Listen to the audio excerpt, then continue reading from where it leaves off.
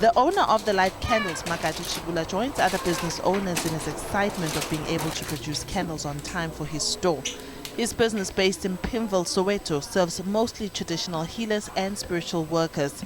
Tshivhula recalls the measures he had to take to find an alternative in order to keep the doors open at the height of load shedding.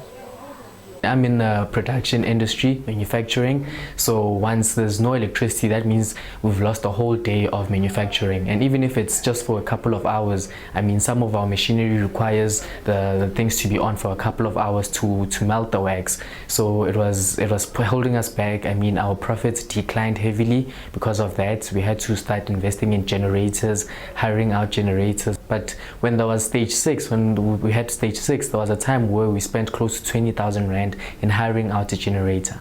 After failing to secure a job, psychology graduate Tshivhula found himself working for a candle-making small business before branching out on his own. While it has been liberating, he admits that starting a business was not easy. It's been tough, you know. I mean, I set up this whole business without any funding. I had to start from scratch. I literally started with 2,000 rand that I had saved up, bought some wax, started making candles in glass jars, and slowly reinvested that money back into the business to us getting here. Candle making has been growing, with more people trying their hand at making their own. With predictability on the electricity front, more people are likely to start their own businesses just like Tshivhula. As more people discover their spiritual callings, candles are in demand. I guess one thing I underestimated is the fact that candles are very spiritual. So even what sets my business apart is I focus mainly on religious and spiritual people, because they use candles for their everyday practices, for prayer, for upahla. So candles are actually life, you know. Gold signifies wealth and prosperity, and if you're praying for some or manifesting anything that has to do with financial gain, people use gold a lot. So with the white, it's more for peace, for tranquility, for being calm, especially if you're a person who suffers from a lot of stress. Just having a white candle on in the background signifies that, or manifests that rather. With the blue and yellow, that's towards the spiritual side, African spirituality.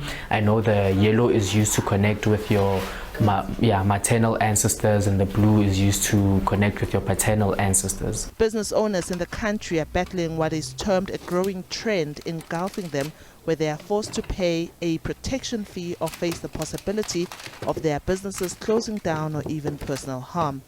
Fortunately, Tshivhula is not a victim of bullying or extortion that has gripped others in the small business industry. I very much sympathize with them, and I can imagine, I think some businesses have actually closed, because what these people who extort money from businesses don't realize is they might think this business makes 100,000 rand, but they don't understand that from that 100,000 rand there's cost of sales, there's salaries that need to be paid, there's rent, there's all these expenses, and now because you're extorting this business, you now add on to that pressure, and some businesses unfortunately have to close down because of that. So I very much sympathize with them. Diabo Seto, SABC News, Johannesburg.